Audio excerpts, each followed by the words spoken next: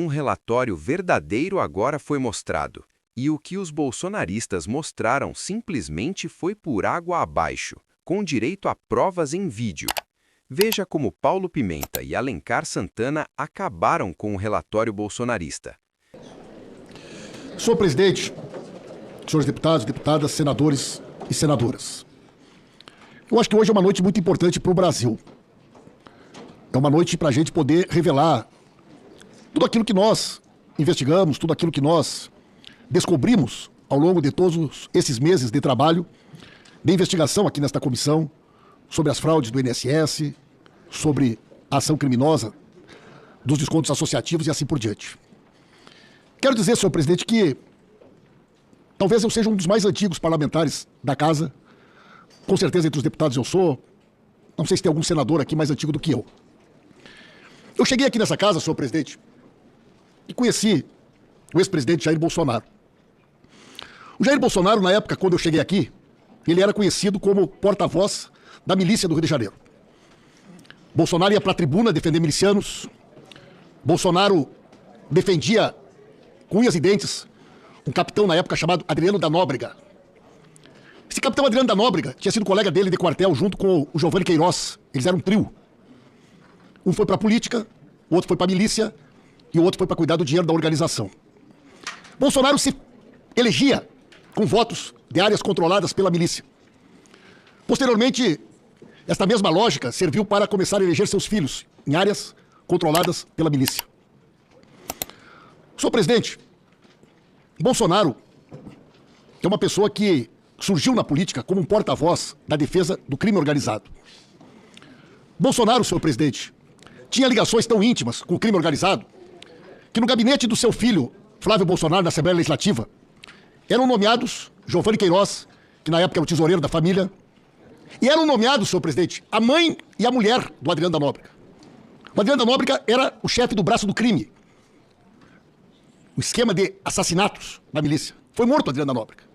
A mãe e a esposa foram nomeadas na Lerge durante anos no gabinete do Flávio. Nunca, senhor presidente, pisaram na Lerge. E depositavam o dinheiro na conta do Queiroz. E o Queiroz, durante anos, pagava as contas da família. O Queiroz pagava as contas, inclusive, da dona Michele, durante anos. Sustentou os gastos pessoais da família com o dinheiro do crime organizado. Os filhos enriqueceram comprando imóveis com dinheiro vivo. Dezenas de imóveis.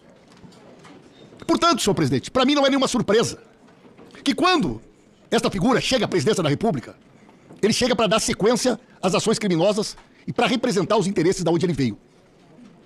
Esse esquema do crime organizado, ele procurou várias formas de roubar do Estado brasileiro. Todos nós sabemos aqui o que eles fizeram durante a pandemia. Eles roubavam dinheiro das vacinas. Eles roubavam dinheiro dos testes do Covid. Essa gente, senhor presidente, é muito perversa.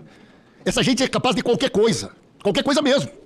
Tanto é que o Adriano da Nóbrega foi morto e que outras figuras ligadas a eles tiveram destinos semelhantes.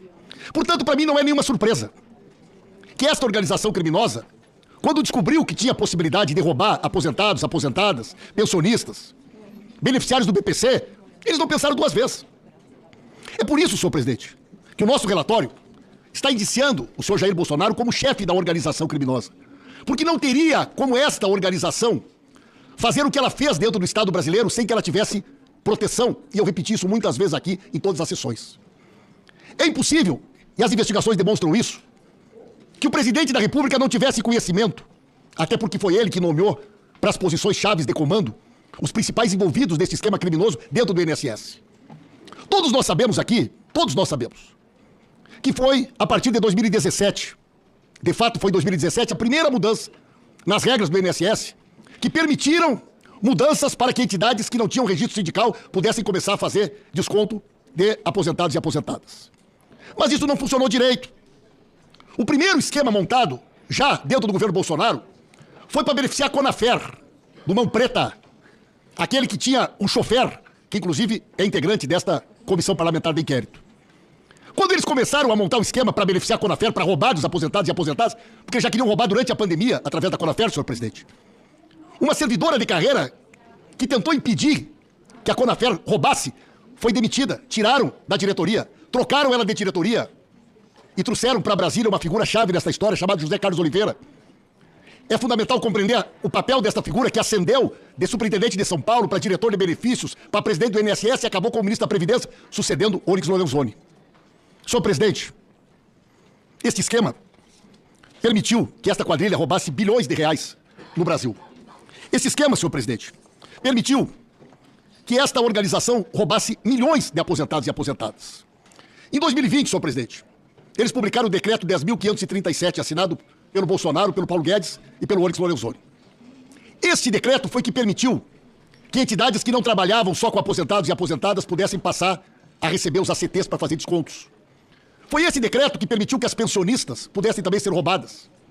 E foi a partir desse decreto que abriram a porta do INSS para que essas entidades fantasmas multiplicassem a sua presença e passassem a receber dezenas de ACTs. Senhor presidente, estas entidades que receberam ACT durante o período de Zé Carlos Oliveira e Amada Onyx Lorenzoni roubaram 3 bilhões de reais. Inclusive, a grande parte do dinheiro roubado em 2023 e 2024 foi roubado por estas entidades que receberam o ACT durante o governo Bolsonaro. Senhor presidente, não satisfeitos com estas mudanças, a organização criminosa foi aperfeiçoando seu modus operandi. E já em 2022, no ano da eleição, percebeu que havia uma outra chance de roubo, que poderia roubar dinheiro com dividendo eleitoral. E publicaram uma medida provisória às vésperas da eleição para permitir o consignado do auxílio emergencial e do BPC, com juro muito mais alto do que o mercado cobrava na época. Milhões de brasileiros e brasileiras até hoje estão endividados, graças a essa ação criminosa às vésperas da eleição, promovida com evidente interesse eleitoreiro, mas também econômico.